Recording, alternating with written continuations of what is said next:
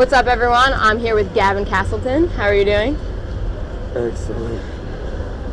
So tonight you have a show at the Studio Webster Hall.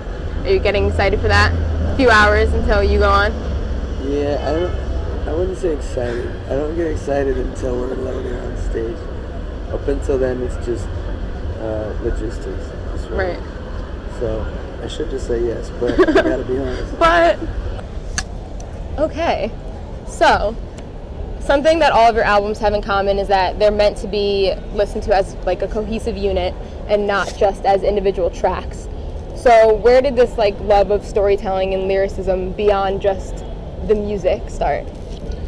I think it's mostly from reading a lot of books as a kid and movies. I think narrative's just always the thing that keeps me paying attention to something. So I can't point to a musical source, but I'm a very heavy movie watcher growing up, and now I just watch a million movies. So I'm sort of a fan of like the long form narrative stuff. I think that's where it came from. Yeah, that's not entirely true. There's one album. There's actually a few albums, but one recent, my One Over Frequency album in 2010 is not a narrative theme album. It's actually intentionally just song oriented so that you could pick or choose whichever you want. But most of the other ones are like that. That one's sort of rare in that sense. So your style is kind of all over the place. You have like some rock albums, some rap albums, and actually One Over Frequency had like a lot of ska kind of tinges to it. So where do you pull your influence from, if you could describe it? I think my influence is from, it's kind of similar to the answer I just gave you with the other thing, in that I'm influenced by movies and other forms of art a lot more than music. I did a lot of listening in my teens and stuff, but for the last 10 years or so, I'm not like a heavy go out and seek music kind of thing. I'll hear stuff and I'll kind of keep up, but like the stuff that actually influences my music is going to be more film oriented, and like scoring and soundtrack kind of stuff influences it a lot. But and the bands I grew up playing in were so eclectic like that. We picked so many different styles to do.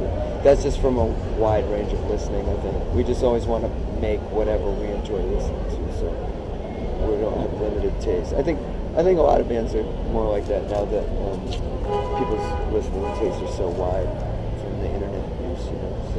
So would you score and like soundtrack a movie if you got that opportunity? I would love to do that. I would. I don't think anyone would trust me to do it, and I know that I think it'd be hard for me to navigate with the director, maybe, because I'm so creative clashing. Opinionated, yeah, creative about what clashing. I think would be good. So it would be a neat lesson in humility for me and in collaboration. But I think it's a big honor to emotionally manipulate people to tell a story. It's like very, very entertaining. And I think that would be very challenging, very fun. I'm just waiting for someone to ask me. I would be way into it. The knock on the door will come after this. Yeah. It's funny that you mentioned One Over Frequency, because staying with that album, so you produced that all with Kickstarter funds? Mostly? Yeah. So it was a pretty lyrically diverse album with like subject content. So looking back on it now, almost 4 years after the production of it, what is your feeling towards that album and the creation of that album? So is the Kickstarter part of that question? No, it was just a side note. Just a side note. Okay. I think it's like all my children. It's not as ugly as some of my younger ones. I favor it more. It's more mature than a bunch of them. I think it's decent. Like I will. I'll put it on the merch table and sell it without regret. But every album I do, it should be my best at the moment, but at least, 4 weeks later, I should be able to improve on it. And I think that's true of that album. I wouldn't do it today. I would do something better. I hope that would be the goal. So, but I think it's solid. I mean, it's my last real album. This new mixtape isn't as much of a real album as that album is, where I actually went in the studio and worked with all these instruments, and it was a little more orchestrated. So Yeah, I would put that as my last legitimate album. That's in the child. I dug it. It was Thank a good you. child. Cool. So moving to present day, you're on tour with Happy Body Slow Brain right now. When I asked them about you, they were gushing Were they that you crying? were. I think that Matt was about to cry. So much pain on this tour. They are huge fans of you. So how's it been being on tour with them? How's the road? Any funny or interesting things happen at any shows or on the road? It's like if you had shingles and epilepsy and AIDS at the same time. That's All what it's at the like same touring. time. It's a perfect storm of the worst physical pain a person can be in. It's a very different answer than what I got from them. It's kind of weird that they thought that. I would say the exact opposite. They are some of my dearest friends. They're such an awesome band. It's very important and rewarding to be on tour with a band that you don't get sick of hearing every night, and that's definitely true of them. And we have a really neat operation going because we share musicians, gear, travel, all this stuff. And it makes it very affordable. And the fact that we're all such close friends, and we all actually the most important thing is we share this sense of humor. So it's very much we just laugh the whole tour, which is incredible. So lucky. I've been in situations where that's not the case, and those are hard to get through. So I feel like we have a good set of people that are just so down to make it work, and to just all the attitudes are right. Nobody's bummed out, nobody's pissed off. It's very much like this real camaraderie that's probably seems rare to me to get that many people in a band that don't want to kill each other. It's really kind of crazy. At the very least, that don't want to kill each Yeah. other. I heard there's some inside jokes that happen while you guys are on stage trying to make each other laugh. Oh, On what did they stage? tell you? Did they tell you any of them? Or they just said, am I supposed That to you're say? just supposed to, that you have to try to make each other laugh like while you're on stage. Does That's that, do you true. ignore them while you're on, well, they're on stage with you, at least They tonight. taunt me when they're playing with me.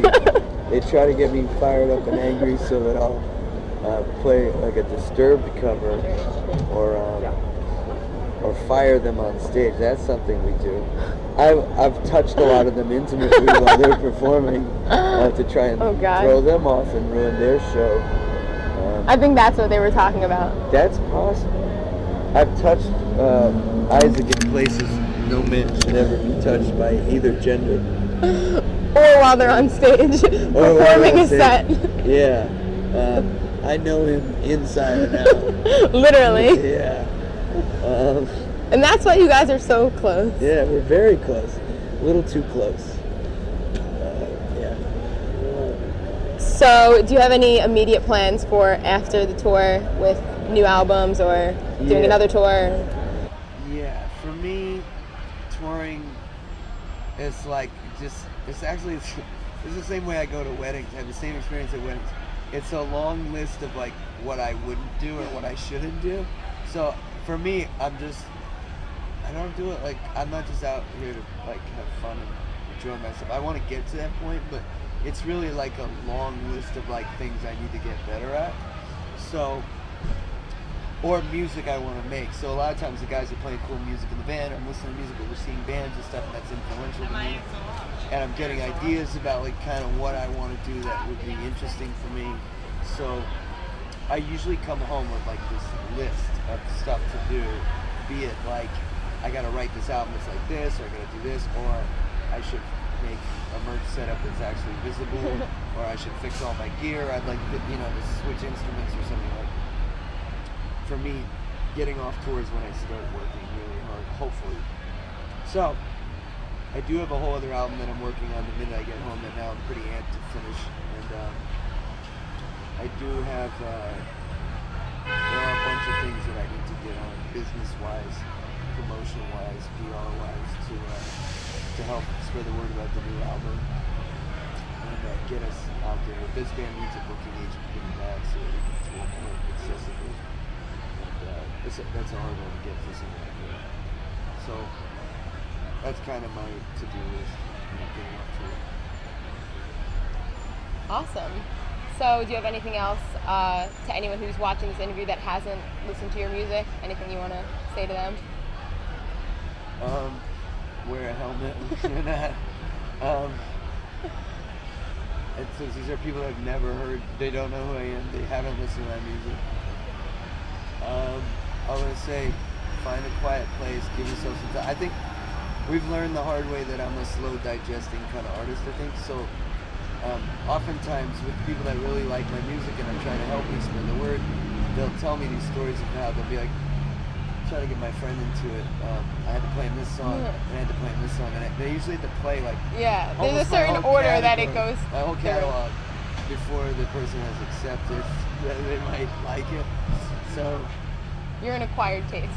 Yeah, I think I am, and that's fine. I think I write very cerebral music most of the time, and so I would say you need a little bit of patience with my stuff, and if you invest more time in it, even though that's hard to find these days, it seems to be more rewarding for people. So I'm just not one of those people you put on one track and like it's game over, you know, like Avril Lavigne or something. I'm a slow cook. Not everyone can be Avril Lavigne. Yeah, I've tried. You have a similar style. I have similar pants. Yeah. And I have a similar taste in photography. But I'm just not one of those people. Never will be. Probably. Thank you very much for sitting down with me outside on this lovely New York City stoop. Yeah. I live here. In the great weather. This is my bedroom. We're actually in Gavin Castleton's bedroom right now. This is my bedroom. So, you're playing in a little while. I can't wait for your set. I'm pumped to hear you play. Yeah, me too. I'm Emily Dubin. This is Gavin Castleton, and that was the Duby Scoop. Ready?